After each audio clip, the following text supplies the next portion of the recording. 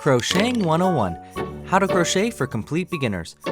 Brought to you by Club Crochet and produced by Louie's Loops. That's me. Chapter 9, How to Read Patterns. In crochet, the way that we explain how to make different projects is through patterns. Think of them kind of like blueprints to the project. At the top should be the materials, telling you what the artist used to make the project. Usually they'll tell you the yarn type or weight, the hook size they used, and some miscellaneous materials like a needle, scissors, stuffing, and often in my case, plastic bead eyes. Then there's the abbreviations. Stitches and patterns are abbreviated to make it quicker and easier to understand. For example, as you've probably figured out by now, the single crochet is written as just SC. Usually there's a quick key in the beginning of the pattern to show you the abbreviations used and what they stand for. Here are some commonly used abbreviations and their counterparts. If you don't understand one of them, there might be some instructions in the pattern itself, or searching online for it will probably help too. The steps to a pattern are usually written as round 1 or row 1. Remember the rounds and rows from chapter 4? These are there to help you keep track of where you're at in the pattern.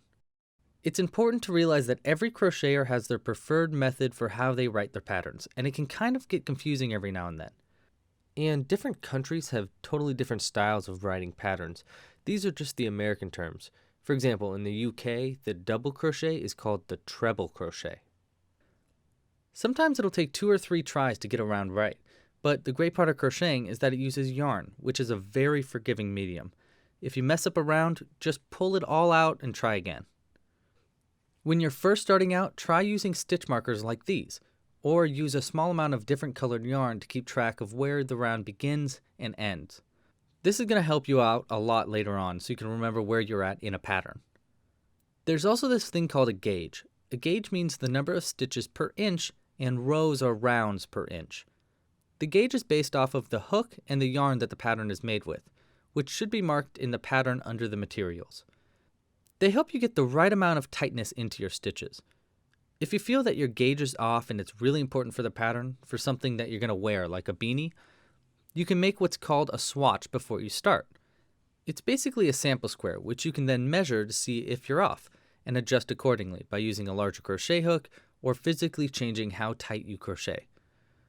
For things like amigurumi, it's somewhat less important. Think of it there as more of a guideline for what you should be aiming for. Keep an eye out for numbers in parentheses at the end of a round like this.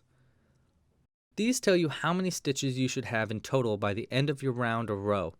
So if you think you might have messed up, a quick count of your stitches and comparing it to this number can help you know if you messed up. People also use brackets like these. These are usually there to split up a round or a row and tell you when to repeat.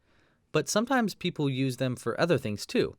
For example, sometimes when there are a lot of color changes, I put them at the end of a round like this, which is there to show you what colors go where.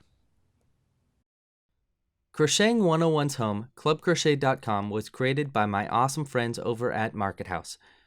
Not only did they build out the amazing membership and online courses website, but they mentored and advised me along the way, and I so much appreciate them for that. Grow your brand and build your business with Market House, specializing in web design and digital marketing.